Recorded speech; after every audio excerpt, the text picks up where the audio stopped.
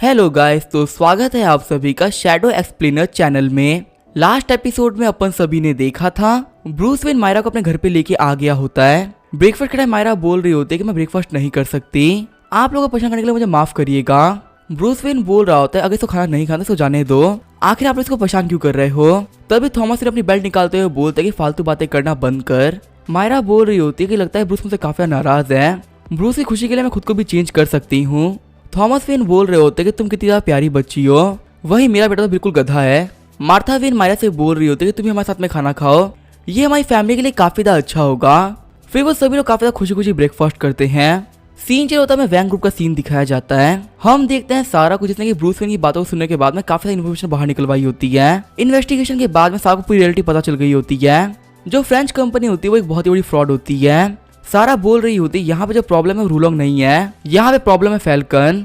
Falcon की जो identity है वो काफी ज्यादा मिस्टीरियस है, उसके बारे में पता लगाना काफी ज्यादा मुश्किल है। सारा को बस इतना पता चला होता है कि जिस कंपनी में वो इन्वेस्ट करने वाले हैं उसका नाम है जाउकिन, और जो ये फ्रेंच कंपनी है फैल्कन के नाम पे नहीं है, ये किसी अजीब से बंदे के नाम पर है। सारा कॉल करते हुए बोलते हैं कि मुझे आपका प्रोजेक्ट काफी ज्यादा पसंद आया, हम लोग इस प्रोजेक्ट में साथ में काम कर सकते हैं, 24 घंटे के अंदर अंदर आपको पेमेंट मिल जाएगी। आगे हमें रूलोंग का ऑफिस दिखाया जाता है। रूलोंग सोच रहा होता है कि फाइनली सारा मान गई है, अगर मेरा प्लान सक्सेसफुल हो गया तो पक्का से कंपनी का एमडी बन जाऊंगा और ये पूरी कंपनी मेरे हाथों में आ जाएगी। बाद में मैं सारा की शादी कराकर उसे फैमिली से बाहर कर दूंगा। वैसे भी वो पावर का क्या ही करेगी। कॉल काटने के बाद रूलोंग फैल्कन को कॉल करता है। फैल्कन बोल रहा होता है तो काफी ज्यादा अच्छी बात है, और वैंग फैमिली की $100 बिलियन की वेल्थ मेरी है, जल्दी मैं काफी ज्यादा पैसे वाला होने वाला हूँ। तभी फैल्कन के पीछे बॉडीगार्ड आ गया होता है। बॉडीगार्ड बोल रहा होता है कि तुम एक बहुत ही बड़े घोचू हो, मैं तुम्हें बोला था नहीं काम करते हो कॉल पे बात मत करना, आखिर तुम बात क्यों कर रहे हो। मैं तुम्हें यहाँ पे लास्ट वार्निंग दे रहा हूँ, अगर तुमने ये काम फिर से किया तो मैं तुम्हें बाहर निकाल दूंगा। फैल्कन बोल रहा होता है कैप्टन मुझे माफ कर दीजिए, फिर से ऐसा नहीं करूंगा। हम देखते हैं सारा ने फ्रेंच कंपनी के अंदर $30 बिलियन इन्वेस्ट कर दिए होते हैं। सारा बोल रही होती है कि मैंने फ्रेंच कंपनी का जाल बिछा दिया है, उन्होंने मुझसे काफी आराम से पैसे ले तो लिए, पर ये पैसे उन लोगों के लिए वापस करना काफी ज्यादा मुश्किल पड़ेगा। फिर सारा ब्रूस वेन को मैसेज करते हुए बोलते कि मुझे बाहर खाना खाने जाना है, क्या तुम मेरे साथ में चलना चाहोगे, मुझे तुमसे कुछ बात भी करनी थी। वेन बोलता नहीं मेरे पास बिल्कुल भी टाइम नहीं है। सारा बोल रही होती कल मैं अपना फोन साफ कर रही थी, तब मुझे उसके अंदर एक फोटो मिली, देखो ये फोटो काफी ज्यादा अच्छी है ना। फोटो को देखते हुए वेन सोच रहा होता है कि सारा काफी ज्यादा बुरी है, उसने अभी तक ये फोटो अपने पास में रख रखी है, आखिर वो मेरी ऐसी फोटो से क्या करेगी। वेन बोल रहा होता है क्या तुमने इस फोटो को डिलीट नहीं किया था। सारा बोलती है कि मैं तुम्हें फिर से एक मौका दे रही हूँ। वेन बोलता मुझे बता कि मुझे कहाँ मिलना है। सारा बोलती डीप सी रेस्टोरेंट। शाम को हमें डीप सी रेस्टोरेंट का सीन दिखाया जाता है। सारा वेन को हाथ लाते हुए बोल रही होती है कि यहाँ पे आना है। वेन बैठते हुए सारा से पूछ रहा होता है कि बताओ क्या काम था। सारा बोलती है जगह काफी रोमांटिक है ना।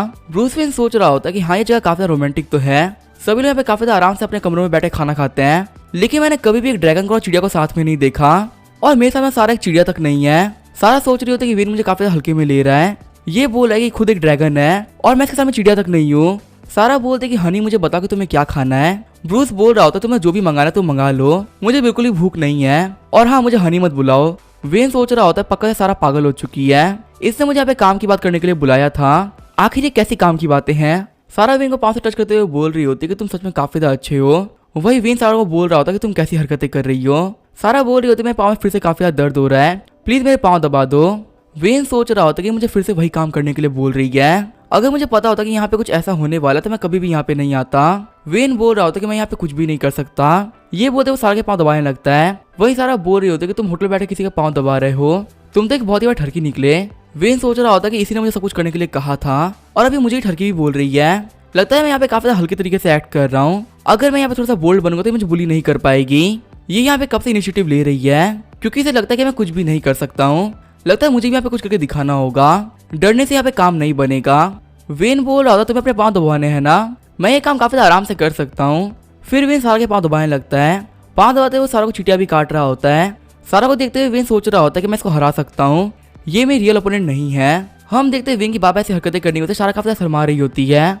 वेन सोच रहा होता है कि लड़की काफी ज्यादा खतरनाक है, मैं काफी देर से इसके पाँव दबा रहा था, लेकिन फिर भी कोई फर्क नहीं पड़ा, लगता है मैं यहाँ पे कुछ भी नहीं कर सकता। सारा सोच रही होती है कि वेन एक बहुत ही बड़ा बेवकूफ है, मैं तो यहाँ पे कब से शर्माने की एक्टिंग कर रही थी और इसको लग रहा है कि मैं रियलिटी में शर्मा रही थी। वेन बोलता मैं पाँव दबा दबा के काफी थक गया हूँ, अब मैं और ये काम नहीं करने वाला। वहीं सारा हंसते हुए सोच रही होती है कि वेन काफी ज्यादा क्यूट है। वेन बोल रहा होता है क्या मैं जोकर दिख रहा हूँ जो तुम मुझे देख के हंस रही हो। सारा बोल रही होती है कि नहीं ऐसा कुछ भी नहीं है, तुम यहाँ पे ब्लश कर रहे हो। वेन बोल रहा होता है तुमने मुझे यहाँ पे कुछ बात करने के लिए बुलाया था और अभी तक हम लोगों ने एक भी काम की बात नहीं करी है। सारा बोल रही होती कि मैं तो एनर्जी प्रोजेक्ट के बारे में बताया था ना, मैंने उसके अंदर काफी सारे पैसे इन्वेस्ट किए हैं, लेकिन अभी 30 बिलियन कम पड़ रहे हैं, क्या तुम मेरी इन्वेस्टमेंट में हेल्प कर सकते हो? ब्रूस वेन बोल रहा होता है 30 बिलियन डॉलर्स, ये कोई छोटा नंबर नहीं है, पहले तो मुझे प्रोजेक्ट के बारे में बताओ, उसके बाद मैं कुछ बोल सकता हूँ। सारा बोल रही होती है न्यू एनर्जी प्रोजेक्ट है जिसके बारे में मैंने तुम्हें लास्ट टाइम बताया था। वेन बोल रहा होता कि इन्वेस्ट करने के लिए 2 कंडीशंस हैं। सारा बोलते कि बताओ कैसी कंडीशन? वेन बोलते सबसे पहली चीज, तुम मुझे कभी भी ऐसे परेशान नहीं करोगी, और दूसरा तुम मुझे अपना फोन दो, मुझे वो फोटो तो वीडियो अपने हाथ से डिलीट करनी है। सारा अपना फोन देते हुए बोलती लो इसे डिलीट कर दो। जैसे ही वेन अपने हाथ में फोन लेता है वॉलपेपर देख काफी शर्मा जाता है। वेन सोच रहा होता है कि फोटो तो काफी ज्यादा बोल्ड है, मुझे लगा था कि सारा इतनी बोल्ड लड़की होगी, वैसे इन सारी फोटो तो किसने लिया होगा, कहीं ये सारा का नया बॉयफ्रेंड तो नहीं है ना? सारा सोच रही होती है कि मेरे फोन में जितनी फोटो थे सारी मैंने ही ली है, लेकिन ये बात जाने कि ब्रूस काफी जेलस हो रहा है, मुझे काफी ज्यादा अच्छा लग रहा है। सारा ब्रूस से पूछती है तूने फोटो डिलीट कर दी? ब्रूस बोल रहा होता है कि हाँ मैं डिलीट कर दी है, और हाँ फ्यूचर में कभी भी ऐसे काम मत करना। सारा बोलते ठीक है मुझे पैसे ट्रांसफर कर दो, मैं तुम्हें बजट के बारे में बाद में बता दूंगी। सारा सोच रही होती है कि मैं इस बार कुछ काफी ज्यादा बड़ा करने वाली हूँ, वो कमीना फैल्कन इस बार खून क्या शुरू होएगा। अगर सच में इस कहानी का ब्रूस वेन विलन है और वो कमीना फैल्कन हीरो, तो यहाँ पे हीरो को मरना पड़ेगा। सीन चल होता है, हम देखते हैं फैल्कन को जिसको उसके बंदे ने मैसेज कर रखा होता है कि हम पे रेड पड़ी है, हमारी कंपनी में काफी ज्यादा भारी फाइन्स लगे हैं, जो हमें 30 बिलियन डॉलर की इन्वेस्टमेंट मिली है वही फाइन्स को भरने के लिए काफी नहीं होगा। फैल्कन सोच रहा होता है कि आखिर ये कैसे हो गया, मेरी कंपनी इसके ऊपर रेड कैसे पड़ गई, क्या यहाँ पे किसी ने मेरी इन्फॉर्मेशन को आउट किया है जिसकी वजह से मेरे पर रेड पड़ी है। फैल्कन सोच रहा होता है कि अब मैं वैंग फैमिली पर अटैक नहीं कर सकता क्योंकि मेरी जो कंपनी वो बर्बाद हो गई है, जो मुझे यहाँ पे 30 बिलियन डॉलर की इन्वेस्टमेंट मिली थी वो यहाँ पे फ्रेंच गवर्नमेंट के हाथों में चली गई। कहानी सुनाने वाला बता रहा होता है कि फैल्कन लाइफ में कभी भी नहीं हारा है, इसी वजह से उसको पहली बार हार के काफी ज्यादा बुरा लग रहा है। इतना सारा पैसा हारने के बाद फैल्कन दिल से रो रहा है। फैल्कन सोच रहा होता है कि आखिर अब मैं क्या करूं, लगता है मुझे अपने पैसे बाहर निकालने ही पड़ेंगे। मेरी वेल्थ पहले 500 बिलियन की थी, लेकिन अब मेरे शेयर की कीमत काफी ज्यादा घट गई है, इसी वजह से मुझे कम से कम 100 बिलियन डॉलर का लॉस हुआ है। तभी फैल्कन फिर से उसके बंदों का मैसेज आता है, उसके बंदे बता रहे होते हैं किसी ने काफी ज्यादा हैवी अमाउंट के अंदर हमारे शेयर्स को बेचा है, वो भी हम लोग को बिना बताए, इसी वजह से रात में काफी ज्यादा लॉस हो गया। फैल्कन सोच रहा होता है कि आखिर वैंग फैमिली ने सारे शेयर को बेच क्यों दिया, मैंने प्लान तो काफी ज्यादा अच्छा बनाया था, आखिर ये फील कैसे हो सकता है, वहां लोग मुझे कभी भी धोखा नहीं दे सकता क्योंकि वो काफी ज्यादा डरपोक बंदा है। वहीं जो सारा को इसके बारे में कुछ भी नहीं पता, तो आखिर ये हुआ तो हुआ कैसे, कहीं ये काम उस कमीने ब्रूस वेन का तो नहीं है ना? उस कमीने के पास में बहुत सारा पैसा है, अपने पैसे का यूज करते हुए कुछ भी कर सकता है। ड्रैगन किंग बोल रहा होता किसी को मेरी आइडेंटिटी तो पता नहीं चल गई ना? उसके बंदे बताते कि नहीं ऐसा हो ही नहीं सकता, आपके बारे में बहुत ही कम बंदों को पता है, तो आपका सीक्रेट तो बाहर नहीं आने वाला। फैल्कन हंसते हुए बोल रहा होता कि मैं सिर्फ 100 बिलियन का ही लॉस हुआ है, अगर मैंने यहाँ की चारों बड़ी फैमिली को कवर कर लिया तो मैं इसके 10 गुना प्रॉफिट आराम से कर लूंगा। यहाँ के फैमिली वालों के पास में बहुत सारा पैसा है, स्पेशली वांग फैमिली और वेन फैमिली के पास में। जब तक मेरी आइडेंटिटी सामने नहीं आती मैं किसी को पटाने का पावर रखता हूँ। अब मेरा नया टारगेट है सारा, मुझे कैसे भी करके सारा को पटाना ही है। और रही बात उस कमीने ब्रूस वेन की, उसको तो मैं काफी खतरनाक सबक सिखाने वाला हूँ। सिर्फ और सिर्फ आधे महीने के अंदर मैं उसकी कंपनी को बर्बाद कर दूंगा, और मैं वेन फैमिली के हर एक बंदे को काफी गंदी मौत देने वाला हूँ, स्पेशली उस कमीने ब्रूस वेन को। अगले दिन हमें वेन मैच का सीन दिखाया जाता है। सिस्टम ब्रूस को बता रहा होता है कि आप काफी अच्छे से सर्वाइव कर रहे हैं, इसी वजह से रिवॉर्ड के तौर पर आपको महंगी होटल मिलता है। वेन बोल रहा होता है कि आखिर मैं कहानी के कौन से पार्ट के अंदर हूँ, क्या तुम मुझे बता सकते हो? सिस्टम बता रहा होता है कि आप चैप्टर 88 के अंदर हैं। इस चैप्टर के अंदर फैल्कन का जो प्लान है वो सक्सेसफुल हो जाएगा, वैंग ग्रुप ने 50 बिलियन डॉलर खो देगी और जो सारा है वही फैल्कन के अंडर में आ जाएगी। वेन बोल रहा होता है मैं काफी दिनों से मेहनत कर रहा हूँ, चलो कम से कम फाइनली कहानी अपने प्लॉट पे तो चल रही है और मुझे काफी अच्छे अच्छे रिवॉर्ड भी मिल रहे हैं। वेन बोल रहा होता है कि मुझे महंगी होटल मिला है जो कि एक 7 स्टार होटल है, पर मेरी वेन फैमिली के पास तो ऑलरेडी बहुत सारा पैसा है, आखिर मैं एक होटल का क्या ही करूंगा। सिस्टम क्या तुम मेरे इस रिवॉर्ड को चेंज कर सकते हो, मुझे इसके बदले में कोई भी टेक्निक दे दो। आगे कहानी सुनाने वाला हमें सू फैमिली के बारे में बताता है, जो कि गौतम सिटी की 4 सबसे बड़ी फैमिलीज में से एक है। एक टाइम ये वेन फैमिली के बराबर हुआ करती थी, लेकिन ये अभी काफी डिक्लाइन में चल रही है। अभी जो बाकी चारों बड़ी फैमिली है वो वेन फैमिली के सामने कुछ भी नहीं है, क्योंकि ये सभी काफी ज्यादा कमजोर हो गई हैं। फिलहाल सू फैमिली के अंदर सिर्फ एक ही बंदा जो कि काफी ज्यादा अच्छा काम कर रहा है, वो है सू मायरा। अगर सू मायरा यहाँ पे अच्छे से काम नहीं करती तो सू फैमिली पक्का से बर्बाद हो जाती, क्योंकि उसकी नई जनरेशन में जितने भी लोग हैं वो सभी बेकार हैं। हम देखते हैं फैल्कन को जो कि मायरा के सामने आ गया होता है। फैल्कन बोल रहा होता है कि मायरा तुमसे मिले हुए काफी ज्यादा दिन हो गए। मायरा फैल्कन से बोल रही होती है कि तुम यहाँ पे क्या कर रहे हो। फैल्कन सोच रहा होता है कि मायरा काफी ज्यादा अच्छी है, ये मुझसे काफी ज्यादा कोल्डली बात कर रही है ताकि ये मुझे खुद से दूर रख सके और इसकी फैमिली वाले मुझ पर अटैक ना करें। सच में ये तो काफी ज्यादा भोली लड़की है। फैल्कन बोल रहा होता है कि मुझे तुम्हारी काफी ज्यादा याद आ रही थी, इसी वजह से मैं तुम्हें देखने के लिए आ गया। मायरा वहां जाते हुए बोल रही होती कि मैं तुम्हें अच्छे से नहीं जानती हूँ, तो प्लीज मुझसे फालतू बातें तो मत ही करो और यहाँ से जल्द से जल्द निकल जाओ। फैल्कन मायरा का हाथ पकड़ते हुए बोल रहा होता है कि मुझसे झूठ मत बोलो, मुझे पता है तुम मुझे काफी ज्यादा पसंद करती हो, मुझे पता है कि तुम वेन फैमिली से काफी ज्यादा डरती हो, इसी वजह से ऐसे एक्ट कर रही हो। पर मैं तुम्हें ये बात बोल सकता हूँ कि वेन फैमिली मेरे सामने कुछ भी नहीं है। मैं एक बहुत पावरफुल इंसान हूँ। जल्दी तुम्हें पता चल जाएगा कि आखिर मैं कितना पावरफुल इंसान हूँ। हम देते मायरा को काफी ज्यादा गुस्सा आ रहा होता है। हम देते मायरा के अंकल आ गए होते हैं। मायरा के अंकल बोल रहे होते तुम तो वही कमीने हो ना जिसे कि पिछली बार मैं काफी ज्यादा बेइज्जती करवा दी थी। आखिर तुम्हारे यहाँ पे आने की हिम्मत कैसे हुई? फैल्कन बोलता है कि मुझे हाई दिखना पसंद नहीं है, इसी वजह से मैंने किसी को भी अपनी रियलिटी नहीं बता रखी। पर मैं तुम सभी लोग को एक बात तो कह ही सकता हूँ कि मैं वेन फैमिली से काफी ज्यादा बड़ा हूँ। वेन फैमिली मेरे सामने कुछ भी नहीं। मुझे पता है 3 दिन के अंदर मायरा का बर्थडे है। मैं मायरा के लिए काफी ज्यादा बड़ी पार्टी ऑर्गेनाइज करने वाला हूँ और ये बर्थडे पार्टी होगी मिंगी होटल के अंदर, वो भी वहाँ के टॉप फ्लोर पे। ये मायरा का बेस्ट बर्थडे होने वाला है। अंकल सू बोल रहे होते कि मैं तुम्हें ऐसा बंदा नहीं देखा। मिंगी होटल टॉप फ्लोर को लेना काफी ज्यादा बड़ी बात है। आज तक वहाँ पे कोई भी इवेंट नहीं हुआ है। यहाँ तक कि सू फैमिली और वेन फैमिली मिलकर वहाँ पे पार्टी नहीं कर पाई थी। मुझे बिल्कुल भी समझ में नहीं आया कि तुम ये काम कैसे करोगे। अगर तुम ये काम करने में कामयाब होते हो तो मैं तुम्हारे जूते चाट लूंगा। अंकल से सोच रहे होते हैं कि लास्ट ईयर मायरा के बर्थडे पे यही सेम बात ब्रूस वेन ने भी कही थी और उसे टॉप फ्लोर रेंट करने के लिए बात भी करी थी। साथ ही उसे $300 मिलियन की प्राइस भी दी थी। असल में ये प्राइस बहुत ज्यादा थी, लेकिन फिर भी होटल के मैनेजर ने उसे मना कर दिया। मिंगी होटल कभी भी पैसे के लिए रूल्स नहीं तोड़ती, इसी वजह से वेन फैमिली को पूरा वो होटल खरीदना पड़ गया।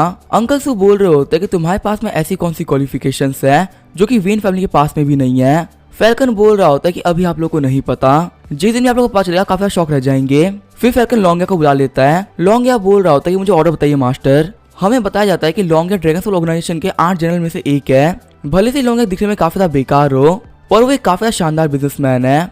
साथ ही वो फैल्कन के लिए काफी ज्यादा ईमानदार भी है। उसने आज तक कभी फैल्कन को धोखा नहीं दिया। लॉन्गिया बहुत ज्यादा काम का है, इसी वजह से फैल्कन को अपने साथ में रखता है। और दूसरा सबसे बड़ा रीजन है कि लॉन्गिया अच्छा नहीं दिखता और लॉन्गिया के साथ में रहने की वजह से फैल्कन काफी ज्यादा अच्छा दिखता है। फिर फैल्कन लॉन्गिया से डॉक्यूमेंट मांगता है। फैल्कन सू फैमिली को डॉक्यूमेंट दिखाते हुए बोल रहा होता है कि काफी काम का डॉक्यूमेंट है। अगर आप इस प्रोजेक्ट के अंदर काम करते हैं तो आपको $10 मिलियन का फायदा हो सकता है और आपकी सू फैमिली भी काफी ज्यादा आगे बढ़ सकती है।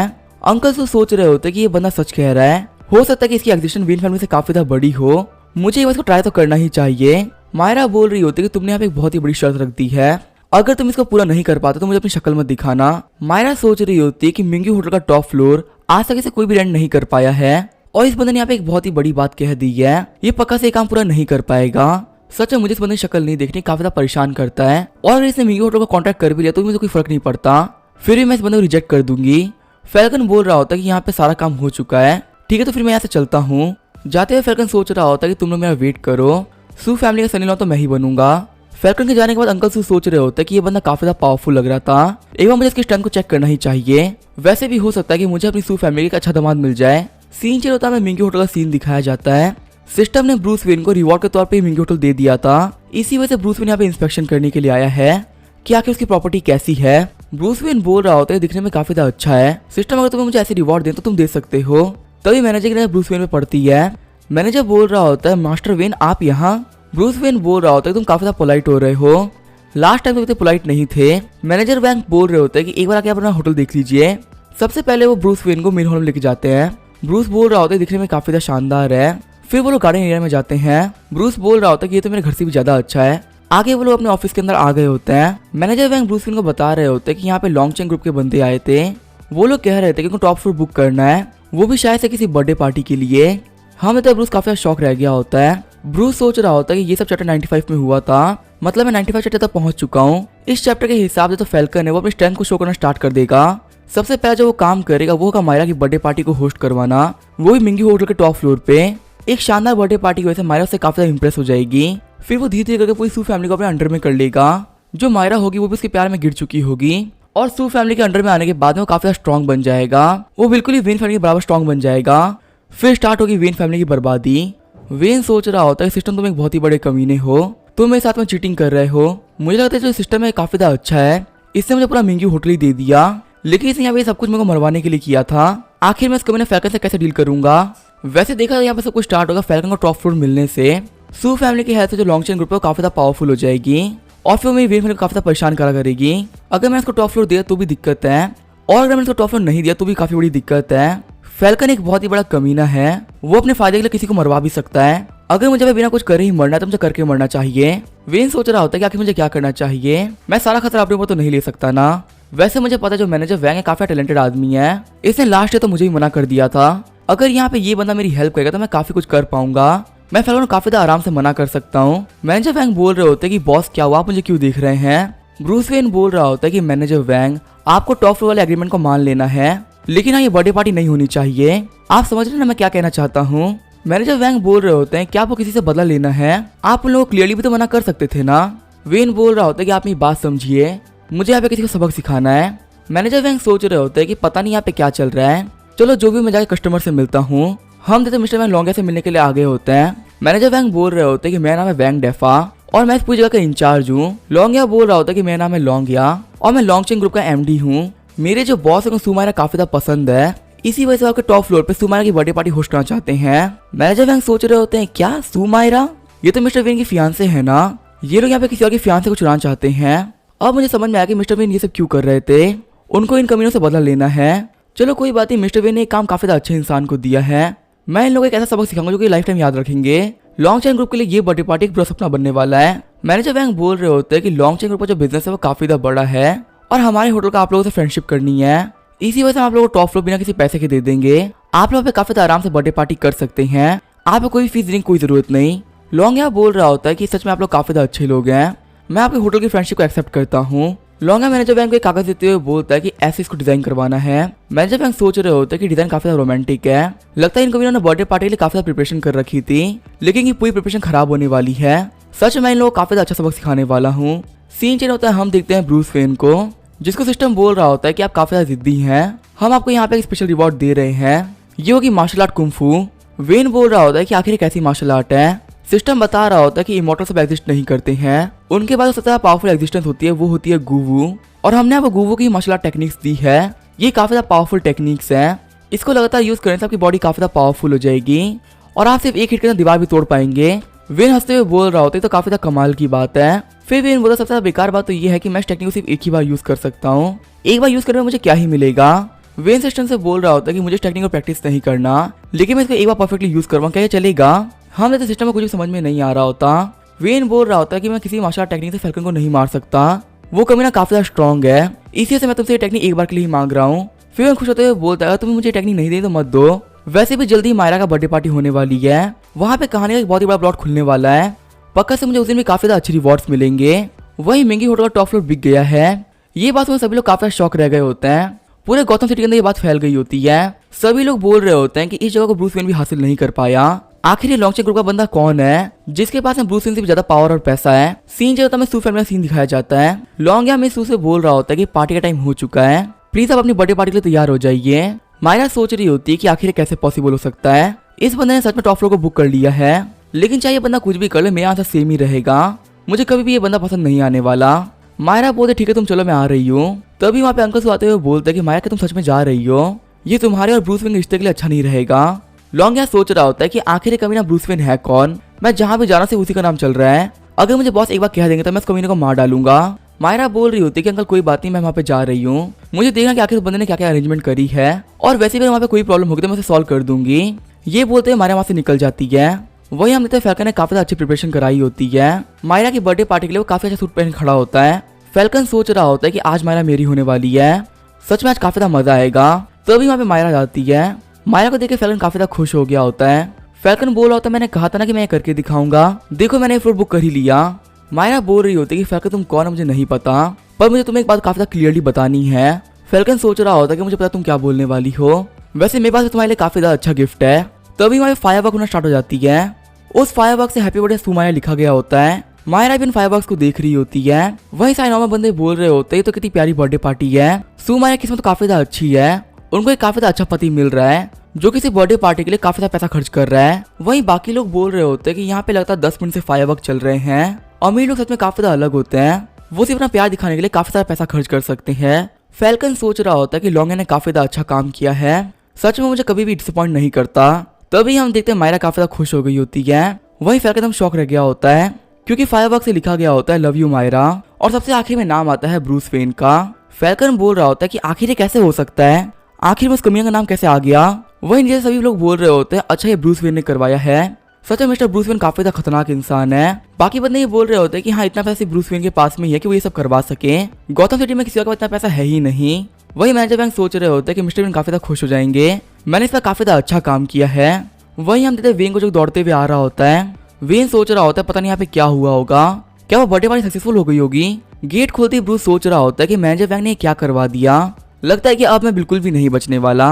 ब्रूस के वहाँ पे आते ही सभी लोग उसको देखने लगते हैं। ब्रूस सोच रहा होता है कि मुझे पता है कि मैं काफी ज्यादा हैंडसम हूँ, लेकिन ये लोग मुझे घूर क्यों रहे हैं। वहीं जो मायरा होती है वो सोच रही होती है कि ब्रूस काफी ज्यादा अच्छा इंसान है, उसने मेरे लिए सब प्रिपरेशन करवाई थी। ब्रूस मायरा से पूछता है कि क्या हुआ। मायरा शर्माते हुए बोल रही होती है कि मैं काफी ज्यादा खुश हूँ, ये मेरा आज तक का सबसे बेस्ट बर्थडे है। ब्रूस वेन सोच रहा होता है कि आखिर मैनेजर वैंग ने क्या किया है, मायरा इतनी खुश क्यों लग रही है, क्या ये फायरवर्क्स की वजह से इतना ज्यादा खुश है। तभी हमें फैल्कन आते हुए कहता है कि तुमने ये सब किया है।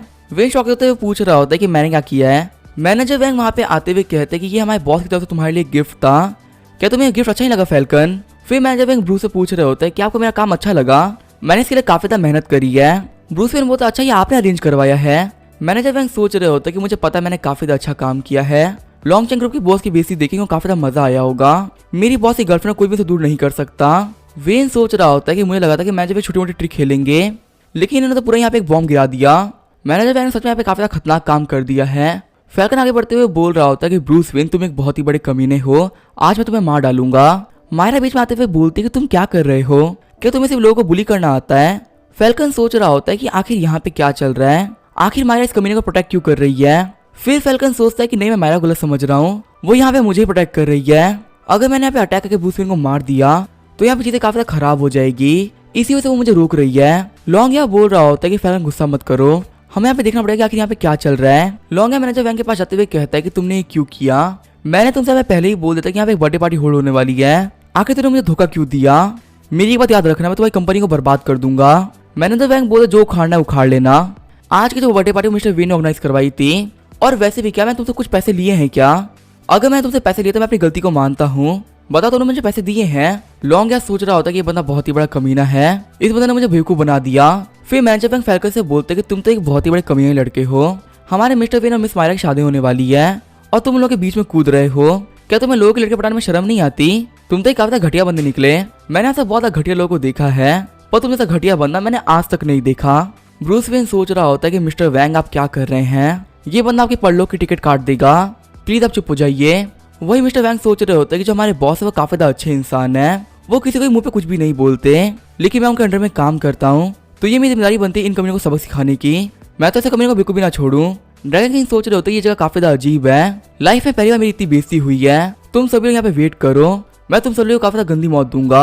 फिर फैल्कन को शांत करते हुए बोलता है कि मैं कुछ भी नहीं कर सकता, वरना मैं जितने भी प्लान है सारे खराब हो जाएंगे, मेरी आइडेंटिटी के बारे में किसी को पता नहीं चलना चाहिए, वैसे ही हमारा जल्दी पता चलने वाला है कि आखिर सही कौन है। फिर लॉन्ग और फैल्कन वहां से चले जाते हैं। मिस्टर वैंग सोच रहे होते हैं कि मैंने इन कमियों को काफी अच्छा सबक सिखाया, मिस्टर वेन बिल्कुल भी टेंशन मत लीजिए, मैं आपके लिए खड़ा हूँ। फिर मैंने सभी लोगों से बोलते कि बेकार लोग यहाँ से जा चुके हैं, अब वक्त आ चुका है पार्टी को एंजॉय करने का।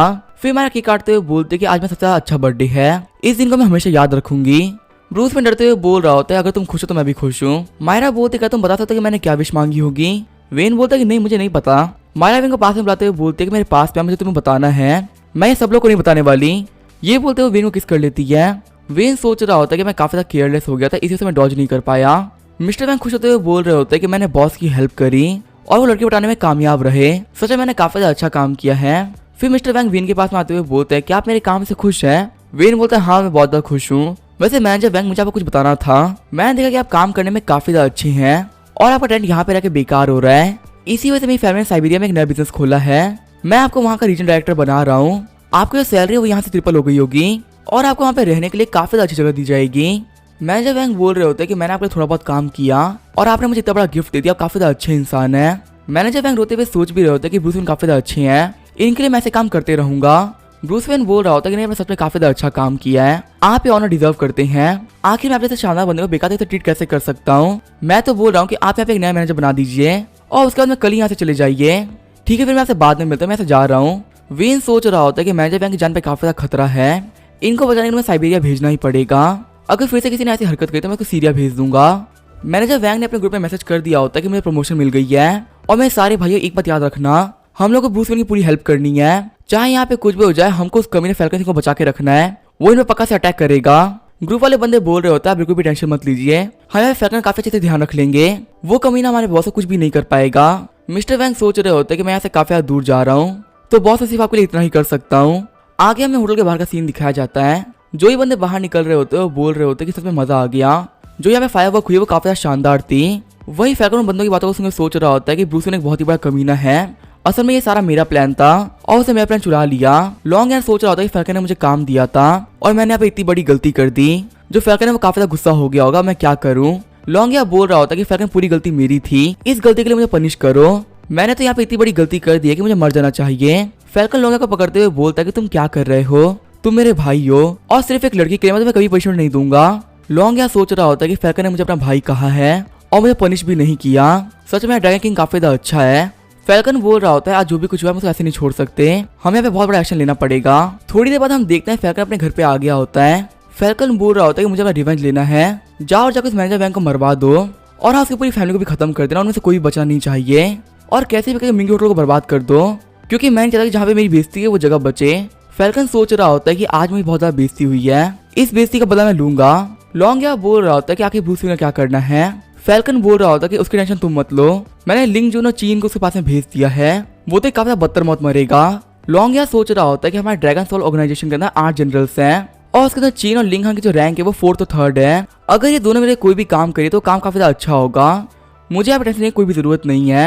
वहीं जब ब्रूस वेन होता है अपने घर पे सोया हुआ होता है, ब्रूस वेन सोच रहा होता है कि मैं आज भी सर्वाइव कर गया, पता नहीं अब मेरा कल का दिन कैसा बीतेगा। लेकिन मैं एक बात कह सकता हूँ कि फैल्कन काफी गुस्सा हो गया है, अब मैं सर्वाइवल के दिन काफी मुश्किल होने वाले हैं। मैक्स को नोटिफिकेशन आती है कि आपने प्लॉट काफी अच्छा सर्वाइव कर लिया है, इसी वजह से रिवॉर्ड के तौर पे आपको ब्लू पास स्क्रप्चर मिल रहा है जिसको आप ऑटोमेटिकली सीख जाएंगे। वेन बोल रहा होता है तो काफी ज्यादा अच्छी बात है, मुझे यहाँ सिस्टम ने रिवॉर्ड दिया है, इस टेक्निक की वजह से जो मेरी मेडिकल स्किल्स है वो काफी ज्यादा अच्छी हो गई है, लगता है कि मैं चाइना का बेस्ट डॉक्टर बन चुका हूँ। फिर वेन बोलता है कि तुमने मुझे मेडिकल स्किल्स दी ही क्यों, आखिर इसके पीछे रीजन क्या है।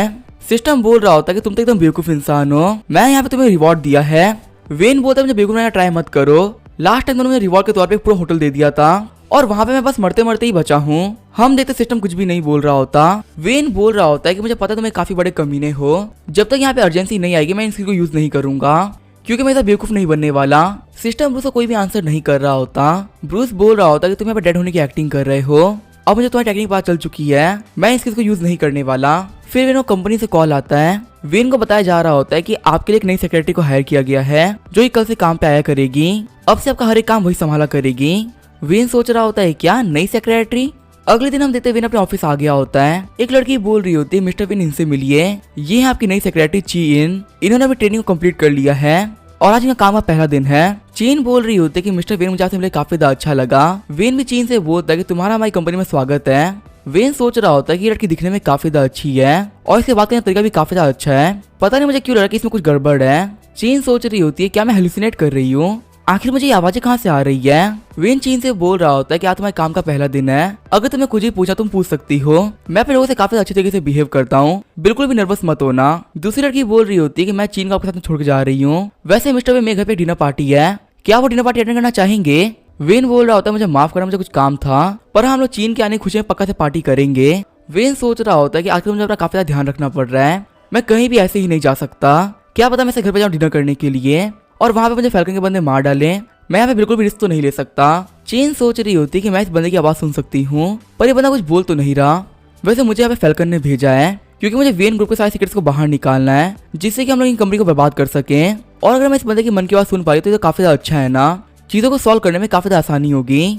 तभी वेन सोचा होता रुको, इस लड़की का नाम चीन है ना, मेरे हिसाब से इसको भी यहाँ पे फैल्कन ने भेजा है। मुझे याद है जनरल चीन थी वो काफी सुंदर लड़की थी और वो बिल्कुल ही इसकी तरह दिखती थी, ये पक्का से फैल्कन की जनरल है। चीन सोच रही होती है कि आखिर इस बंदे को मेरे बारे में कैसे पता है और ये हमारे ग्रुप का नाम बार बार कैसे लिपा रहा है, यहाँ तक इसको मेरी आइडेंटिटी के बारे में सब कुछ पता है, इसका मतलब मैं मिशन फेल हो चुका, मैं क्या करूँ। वैसे मुझे यहाँ पे शांत रहना चाहिए, यहाँ पे रैशली एक्ट करना काफी खतरनाक हो सकता है। वेन चीन से बोलता है कि मुझे कॉफी पीने का मन कर रहा है, मेरे जाके कॉफी बना के लेके आ जाओ। चीन को जाते हुए देख के वेन सोच रहा होता है ये लड़की काफी ज्यादा खतरनाक है, ये यहाँ पे मेरी कंपनी को बर्बाद करने के लिए आई है, ये लड़की सच में काफी ज्यादा स्किल्ड है और इसके बारे में सबसे ज्यादा खतरनाक बात है वो है इसकी हैकिंग, ये वर्ल्ड की बेस्ट हैकर्स में से एक है, अगर इसको मेरी कंपनी डाटा मिल गया तो मैं गया। वैसे पक्का से मेरी कंपनी की इन्फॉर्मेशन चुराने के लिए आई है, कोई बात नहीं मैं इसको ट्रिक करने वाला हूँ, मैं रियल इन्फॉर्मेशन को फेक से बदल दूंगा जिसको ये चुरा के भी कुछ नहीं कर पाएगी। चीन सोच रही होती है ये बंदा मुझे बेवकूफ बनाने की बात कर रहा है, जबकि इसको पता है कि मैं वर्ल्ड की बेस्ट हैकर्स में से एक हूँ, क्या मुझे पता नहीं चल पाएगा कि रियल क्या है और फेक क्या है। आगे वेन चीन से बोल रहा होता है कि तुम्हें ये इन्फॉर्मेशन मिस्टर झू को भेजनी है जो कि बिजनेस डिपार्टमेंट में है। चीन बोलते ठीक है मैं ये काम कर दूंगी। वेन को देखते हुए चीन सोच रही होती है ये बंदा काफी ज्यादा अजीब है, इसे पता है कि मैं एक ट्रेटर हूँ फिर भी मेरे साथ में काफी आराम से बिहेव कर रहा है। वेन सोच रहा होता है कि मैं तुम्हें फेक इन्फॉर्मेशन दी है, तुम यहाँ पे जितनी भी इन्फॉर्मेशन है वो फैल्कन को दोगी जिससे कि वो बंदा फंसता जाएगा। वैसे मैं ये सब तुम्हारे अच्छे के लिए ही कर रहा हूँ, इससे तुम भी अपना रिवेंज ले पाओगी, क्योंकि यहाँ पे तुम्हारा रियल दुश्मन है वो और कोई नहीं फैल्कन है। हमारी जो वेन फैमिली थी उन लोगों ने तुम्हारा काफी अच्छे से ध्यान रखा था और तुम्हारे पैसे में काफी अच्छे तरीके से रहते भी थे, लेकिन तुम्हारे पेरेंट्स को फैल्कन ने मार डाला। ये सही बात सुनकर चीन एकदम शॉक रह गई होती है। चीन सोच रही होती है कि मेरी फैमिली का दुश्मन है फैल्कन और मेरी फैमिली जो काफी काइंड थे वो थे वेन फैमिली। आखिर ये बंदा क्या क्या सोच रहा है। सभी लोग ऑफिस जाने के बाद चीन काफी परेशान थी। वो सोच रही थी कि क्या सच है और क्या झूठ। चीन काफी टाइम से ड्रैगनफॉल ऑर्गेनाइजेशन में रह रही है और फैल्कन के मास्टर ने उसे ट्रेन किया है, इसी से वो फैल्कन से काफी लॉयल रही है। चीन को हमेशा से लगता था कि वो एक ऑर्फन है और उसको उसकी फैमिली के बारे में कुछ भी नहीं पता था, लेकिन आज से पता चला कि उसकी फैमिली को वेन फैमिली जानती थी और वेन फैमिली उसकी फैमिली का काफी ध्यान भी रखा है। चीन सोच रही है कि अब वो क्या करे, क्योंकि वो फैल्कन को भी काफी मानती है, लेकिन उसके अपने पेरेंट्स से भी काफी प्यार है। चीन सोच रही होती कि मैंने तो गिव अप कर ही दिया था, लेकिन मैंने मिस्टर वेन के मुंह से अपने पेरेंट्स का जिक्र सुना। आखिर उसको मेरे पेरेंट्स के बारे में कितना पता होगा और क्या सच में फैल्कन मेरा दुश्मन है। आखिर वेन फैमिली के साथ मेरा रिश्ता क्या है। सच में यहाँ पे चीजें काफी अजीब हो गई हैं। लगता है कि मुझे वेन फैमिली को इन्वेस्टिगेट करना पड़ेगा। अगर ब्रूस वेन को मेरे पेरेंट्स के बारे में पता है तो पक्का से यहाँ पे कोई ना कोई इन्फॉर्मेशन तो होगी ही। तभी चीन के फोन में फैल्कन का मैसेज आता है। फैल्कन ने चीन से पूछा होता है क्या तुम्हारा काम हो गया। चीन बोल रही होती है कि हाँ मुझे काफी अच्छी इन्फॉर्मेशन मिली है, मैं वो बाद में तुम्हें भेज दूंगी। फैल्कन बोल रहा होता तुम्हारी मेहनत के लिए काफी शुक्रिया, तुम सच में काफी अच्छी हो। अगर तुमने टास्क सही से कंप्लीट करे तो मैं तुम्हें शादी कर लूंगा। फैल्कन की बातों को सुनकर चीन को काफी गुस्सा आ रहा होता है। चीन सोच रही होती क्या मैं सही कर रही हूँ, जो वो ब्रूस वेन है वो मेरा दुश्मन है, क्या मुझे उसकी बातों को मानना चाहिए। चीन फैल्कन से बोल रही होती है कि मैं आपको इन्फॉर्मेशन भेज रही हूँ और मिशन के बारे में आपसे बाद में बात करूंगी। फैल्कन सोच रहा होता है चीजें काफी अजीब चल रही है। आज चीन ने मुझसे बात करना काफी जल्दी बंद कर दिया, ऐसा वो कभी भी नहीं करती। 15 मिनट बाद में चीन ब्रूस वेन से बोल रही होती है कि आपने जो मुझे इन्फॉर्मेशन दी थी मैंने वो मिशन को भिजवा दी है, क्या आपको कोई और काम करवाना है क्या। वेन बोल रहा होता है कोई काम, हाँ एक काम तो है, हमारी कंपनी जल्दी गेम लॉन्च करने वाली है और मुझे उस गेम में थोड़ी सी रिसर्च करवानी थी। चीन बोल रही होती है कि मुझे कैसे रिसर्च करनी है। वेन बोल रहा होता तुम टीवी पे देख सकती, इसमें 25 गेम्स हैं जो कि मार्केट में काफी अच्छे तरीके से बिक रहे हैं। मैं चाहता हूँ कि तुम इन सभी को कंप्लीट करो और ये करके इन सभी पे रिपोर्ट बनाओ कि आखिर कैसे काम कर रहे हैं। वहाँ तुम देख सकते हो, वहाँ पे तुम्हें स्नैक्स और कॉफी मिल जाया करेगी और तुम्हें जो भी चाहिए तुम ऑर्डर कर देना। सामने ही लाउंज में तुम वहाँ पे सो भी सकती हो। अगर तुम्हें यहाँ पे कोई प्रॉब्लम आती है तो मुझे बता देना, ठीक है। फिर तुम गेम खेलना स्टार्ट करो और हाँ काफी मजा आए गेम खेलना, क्योंकि जल्दी तुम्हारे पास कोई बंदे आएंगे पूछने के लिए तुमने क्या क्या खेला। वेन सोच रहा होता है लड़की काफी समझदार है, अगर ये किसी और फैमिली में चलेगी तो उसको बर्बाद कर देगी, इसी वजह से मैं चाहता हूँ कि ये यहीं पे रुक जाए। मैं इसको दिन में बैठा के गेम खिलाता रहूंगा जिससे कि धीरे धीरे गेम्स की एडिक्ट बन जाए। चीन सोच रही होती है तो काफी अजीब बात है, ये बंदा मुझे बेवकूफ बना के चला गया और आखिर मैं कर भी कह सकती, ये मेरा बॉस है। गेम खेलते हुए चीन को काफी मजा आ रहा होता है। हम तो चीन लगातार 3 दिन से गेम खेल रही होती है। चीन सोच रही होती है कि मैं यहाँ पे क्या कर रही हूँ, मुझे तो यहाँ पे इन्वेस्टिगेशन करनी थी ना। जब से मैं यहाँ पे आई हूँ तब से मैं गेम ही खेल रही हूँ, लेकिन सिर्फ 4-5 दिन के अंदर चीन पूरी गेम की एडिक्ट बन गई होती है। अब उसे गेम्स खेलने में काफी ज्यादा मजा आ रहा है। ऐसे ही करके ब्रूस वेन के 5 दिन काफी अच्छे तरीके से गए, लेकिन छठे दिन मिंगी होटल में कुछ बहुत बड़ा हुआ। हमें मिंगी होटल का सीन दिखाया जाता है। हम देखते हैं एक वेट्रेस को जो नॉक कर रही होती है। वेट्रेस बोल रही होती है कि आपने 2 घंटे के लिए चेक इन किया था, आपका चेकआउट करने का टाइम आ चुका है, लेकिन अंदर से कोई भी रिप्लाई ना आने की वजह से वेटर बोल रही होती है कि लगता है यहाँ पे कोई भी नहीं है, मुझे वो जाके चेक करना चाहिए। जब वो गेट खोल कर अंदर जाती है तो काफी डर गई होती है, क्योंकि एक लड़की बाथरूम के अंदर मरी भी होती है। वो वेट्रेस सोच रही होती है कि आखिर से किसने मारा होगा। थोड़ी देर बाद हम देखते हैं पुलिस वाले आ गए होते हैं। मिंगी होटल के अंदर लड़की ने सुसाइड कर लिया, ये न्यूज बहुत जल्दी फैल जाती है। जितने भी बंदों ने चेक इन कर रखा होता है वो सब चेकआउट करा लेते हैं और कोई भी नया गेस्ट वहाँ पे नहीं आ रहा होता। वेन भी दौड़ते हुए मिंगी होटल में आ जाता है। वहाँ पे वो अपने नए मैनेजर झाउली से मिलता है, जो कि वहाँ पे ऑलरेडी वेन का वेट कर रहा था। झाउली वेन से बोल रहा होता है कि ये मेरी गलती है, अभी मुझे होटल संभालते हुए 1 दिन भी नहीं हुआ है और यहाँ पे इतने बड़े कांड हो गए। वेन झाउली से बोल रहा होता है कि आप खुद को ब्लेम मत करिए, यहाँ पे आपने कोई भी गलती नहीं करी है। झाउली बोल रहा होता है कि पुलिस वाले इन्वेस्टिगेट कर रहे हैं, जल्दी उनका एविडेंस मिल जाएंगे। फिलहाल तो सभी लोग यही कह रहे हैं कि ये सुसाइड है। वेन बोलता है क्या सुसाइड। साथ ही वेन सोच रहा होता है कि मिंगी होटल काफी ज्यादा महंगी जगह है, यहाँ पे सिर्फ फर्स्ट क्लास के अमीर लोग ही आ सकते हैं जिनकी लाइफ में कोई भी दुख नहीं है, तो आखिर इस लड़के ने सुसाइड क्यों किया होगा। झाउली बता रहा होता है कि पुलिस कह रही है कि विक्टिम भी गायब है, इसका मतलब ये भी हो सकता है कि विक्टिम का रेप किया गया हो, लेकिन इस तो लेकर कोई भी एविडेंस नहीं मिल रहा है। वेन बोल रहा होता है क्या तुमने कैमरा चेक किए। झाउली बोलता है कि हाँ हमने सारे कैमरे चेक कर लिए हैं, कमरे के अंदर किसी भी बंदे ने एंटर नहीं किया और ना ही कोई कमरे से बाहर गया है। वेन सोच रहा होता है कि मेरे साथ में क्या हो रहा है, ये काम पक्का से यहाँ पे लॉन्गिया ने करवाया है, क्योंकि लास्ट टाइम फैल्कन यहाँ से काफी ज्यादा बेइज्जत होकर गया था, इसी वजह से वो अपना रिवेंज ले रहा है। लेकिन बिना किसी बात से किसी को मार देना काफी गलत बात होती है। सच में वो फैल्कन एक बहुत ही बड़ा कमीना है। तभी ब्रूस की 2 बंदों पे पड़ती है जो कि कुछ 40-45 साल के होते हैं और उन दोनों के मुंह में सिगरेट होती है। दिखने में वो काफी डॉन टाइप के लग रहे थे। झाओली वेन से पूछता है क्या आपको उनके ऊपर शक हो रहा है।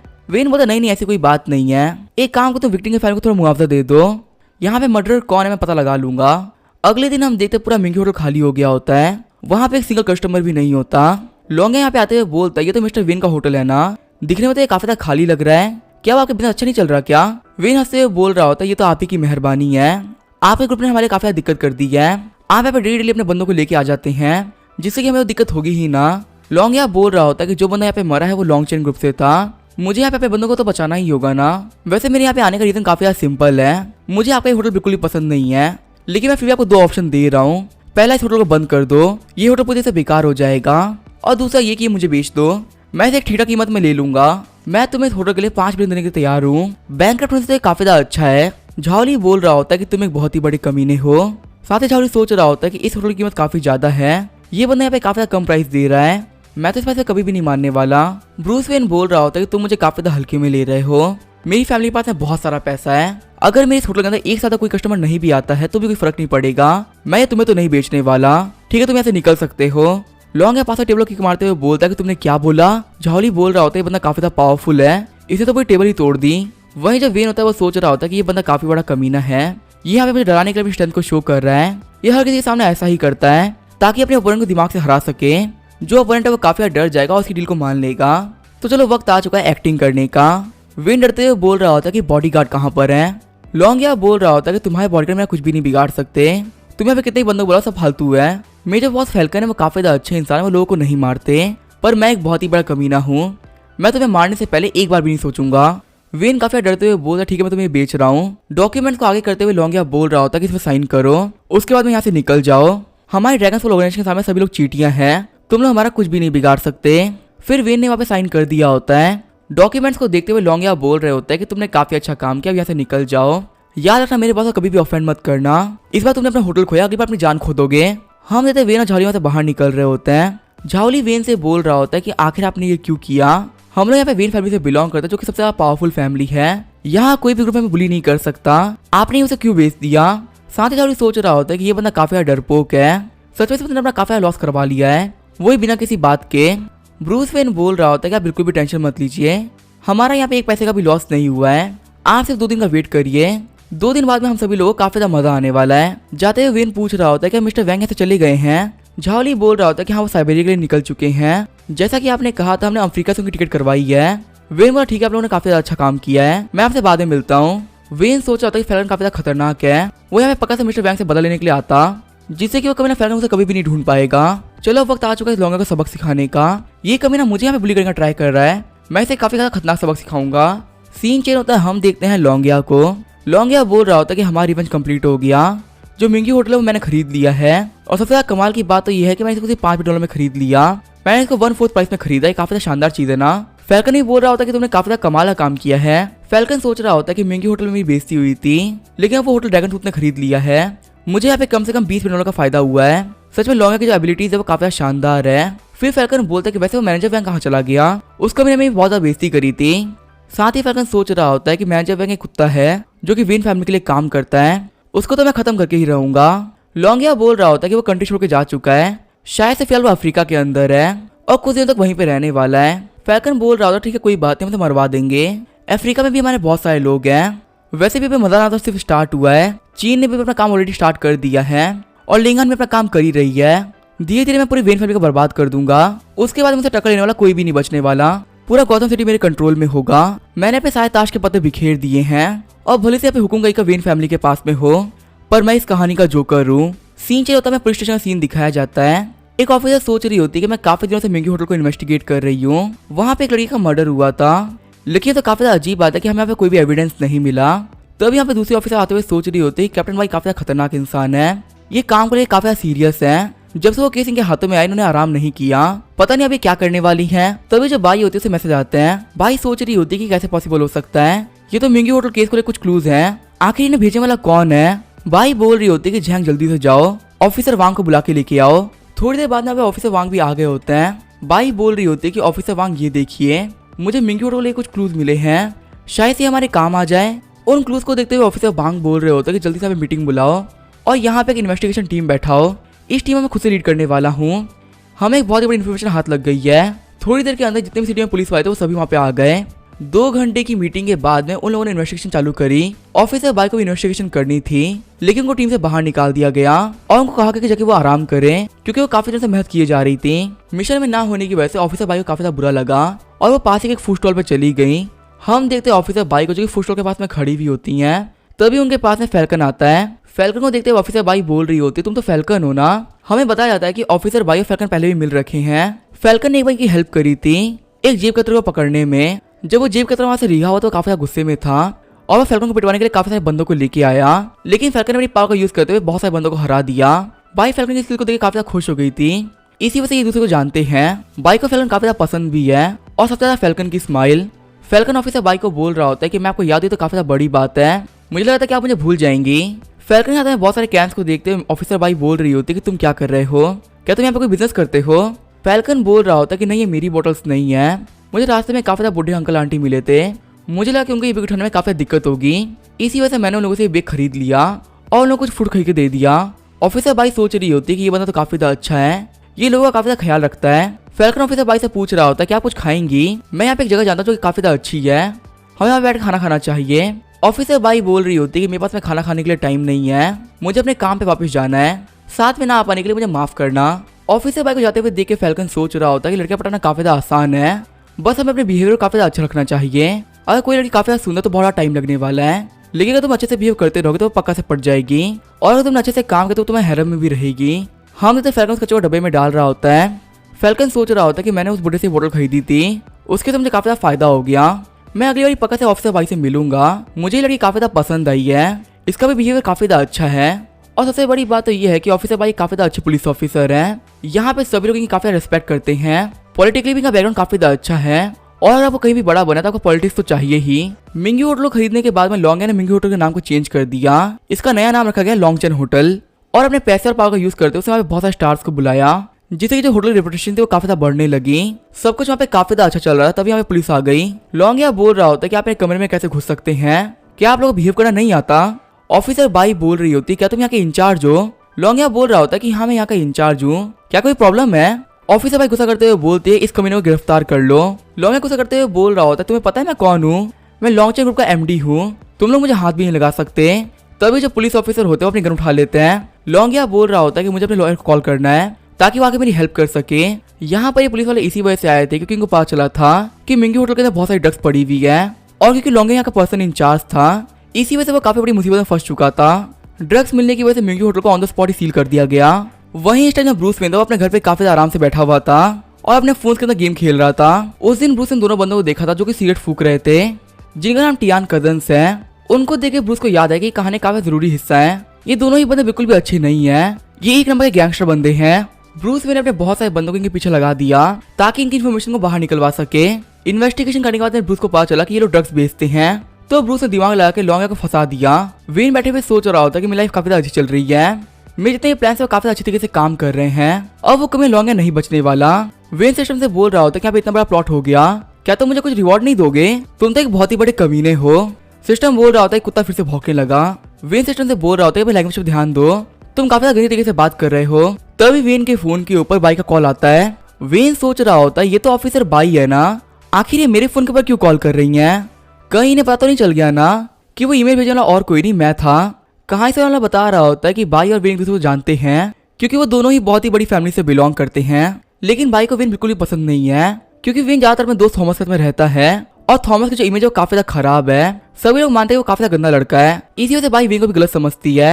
उसको लगता है कि वेन भी वैसा ही बंदा होगा। वेन कॉल उठाते हुए बोल रहा होता है कि भाई तुम कैसी हो, क्या तुम मेरे घर पे रात को आना चाहोगी बात करने के लिए। बाई बोलते कि फालतू बातें करना बंद कर, जल्दी से पुलिस स्टेशन आ जाओ। वेन सीरियस होते हुए बोलता है कि क्या हुआ। बाई बोल रही होती है कि फालतू बातें करना बंद कर, जल्दी से आ जा, वरना मैं तुम्हारे घर पे आ जाऊंगी तुम्हें अरेस्ट करने के लिए। वेन सोच रहा होता है कि मैंने यहाँ पे कोई भी गलती नहीं करी है, और ना ही मैं होटल का पर्सन इंचार्ज हूँ, लगता है कि मुझे किसी फॉर्मेलिटी के लिए बुला रही है, मुझे जाके देखना चाहिए। वेन के बाद वेन से बोल रहे होते कि तुम कहाँ पे जा रहे हो, क्या तुम अपने दोस्त के पास में वापस जा रहे हो।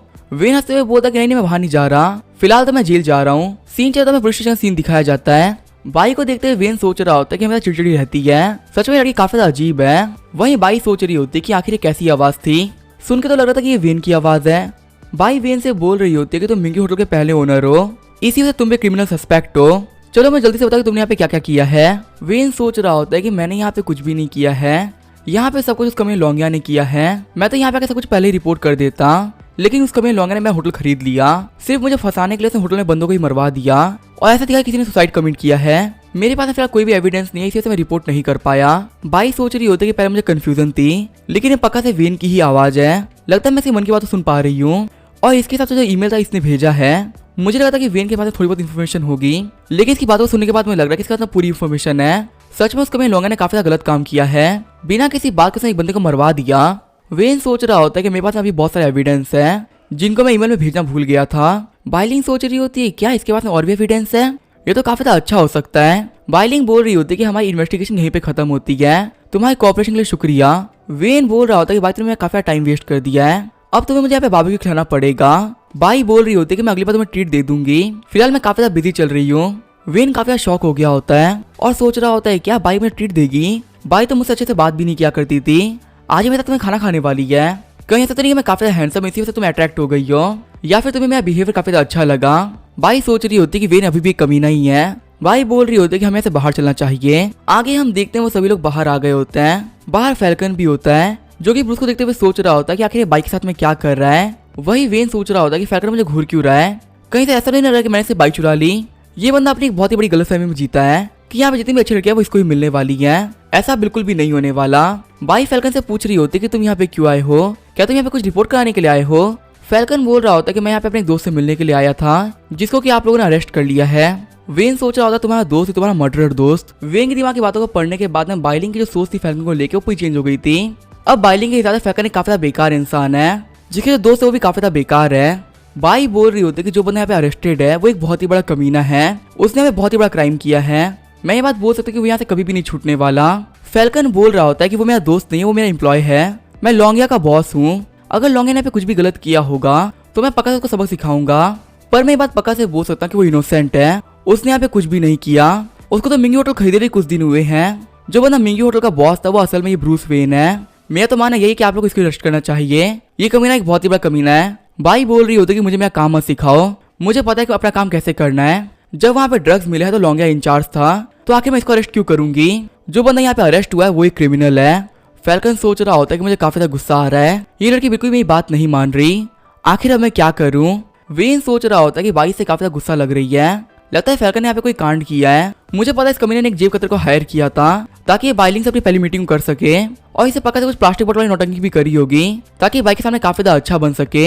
इन दोनों मीटिंग से बाद में बाई से काफी अच्छा समझने लगी थी और इसके प्यार में भी गिर जाती है, और इसी वजह से फैल्कन ने सब किया भी है। बाई सोच रही होती है बंदा फैल्कन तो बहुत ही बड़ा कमीना निकला, हमारे यहाँ पे जितनी मीटिंग्स हुई है इसने खुद ने क्रिएट करी है, मैं आज तक इससे घटिया बंदे से कभी भी नहीं मिली। बाई हंसते हुए बोल रही होती है कि वेन तुम्हारा काफी शुक्रिया, तुमने हमारी इन्वेस्टिगेशन में काफी ज्यादा हेल्प कराई है, तुम घर पे जाके रेस्ट कर लो, मैं अगली बार तुम्हें पक्का से एक ट्रीट दूंगी।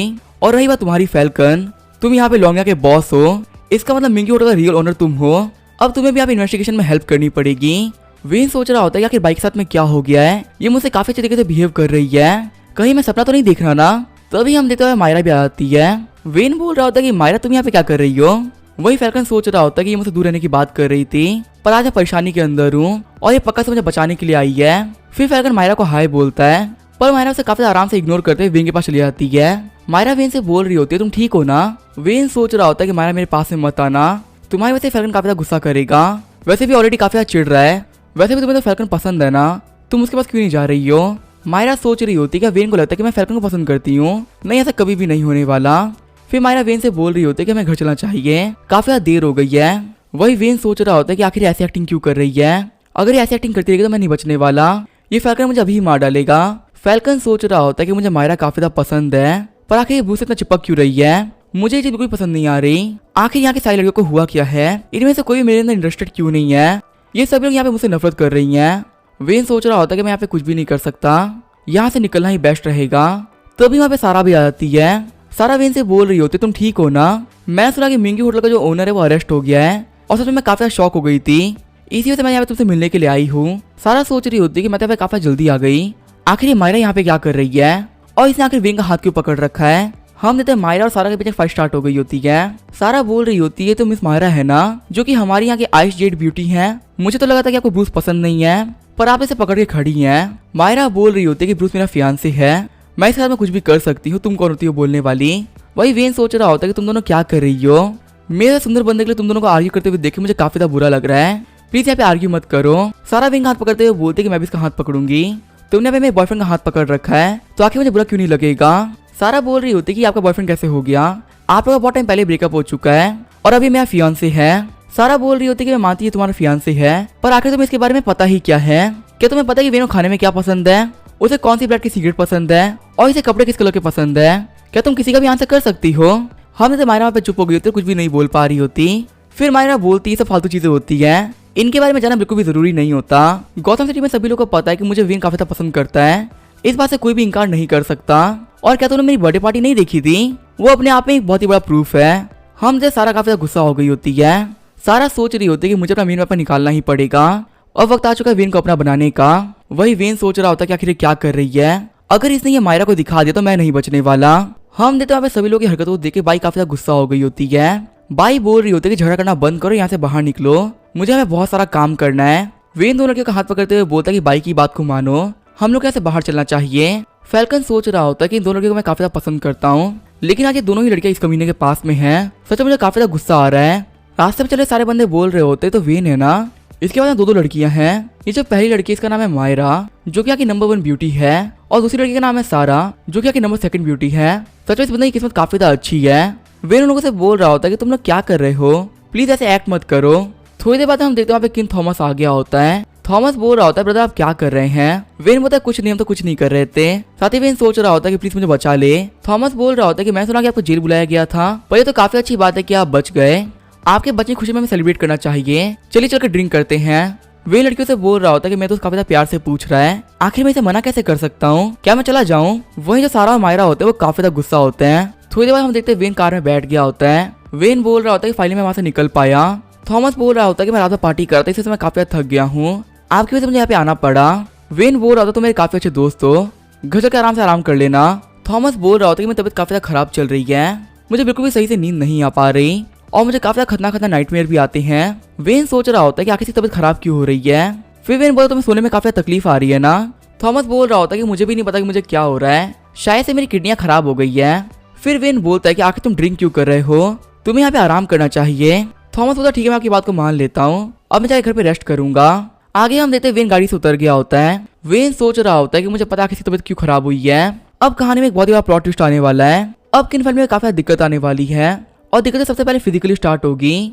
थॉमस ने 1 महीने पहले एक मूर्ति खरीदी थी और उसके अंदर पक्का से कोई प्रॉब्लम है और सिर्फ उसी मूर्ति को तो पूरी फैमिली बीमार पड़ रही है। जो मूर्ति थॉमस ने खरीदी थी असल में वो कर्स्ड है और उसे कर्स करने वाला और कोई नहीं फैल्कन है। फैल्कन चाहता है कि वो किन फैमिली को फिजिकली डिस्ट्रॉय कर दे, क्योंकि जो किन फैमिली वो काफी ज्यादा पैसे वाली फैमिली है। जैसे पूरी किन फैमिली खत्म होने वाली होगी तभी फैल्कन एक डॉक्टर बन के जाएगा और उन सभी लोगों को वहाँ पे बचा लेगा। आखिर में किन फैमिली फैल्कन को एक गॉड की तरह मानेगी और सोचेगी कि फैल्कन इन लोगों की जान बचाई है और जो किन फैमिली की एल्डेस्ट डॉटर होगी वो भी फैल्कन के हाथों में आ जाएगी। ऐसे करके फैल्कन के बाद सू फैमिली के बाद किन फैमिली उसके हाथ में आ गई थी, जिससे कि फैल्कन काफी ज्यादा स्ट्रांग हो जाएगा और वो मेरी पूरी फैमिली को पूरी तरह खत्म कर देगा। मुझे यहाँ पे कैसे भी करके ये सब होने से रोकना होगा। सिस्टम प्लीज मेरी हेल्प करो। अब इसका क्या होगा हम देखेंगे नेक्स्ट एपिसोड में। तो तब तक के लिए बाय और स्टे ट्यून।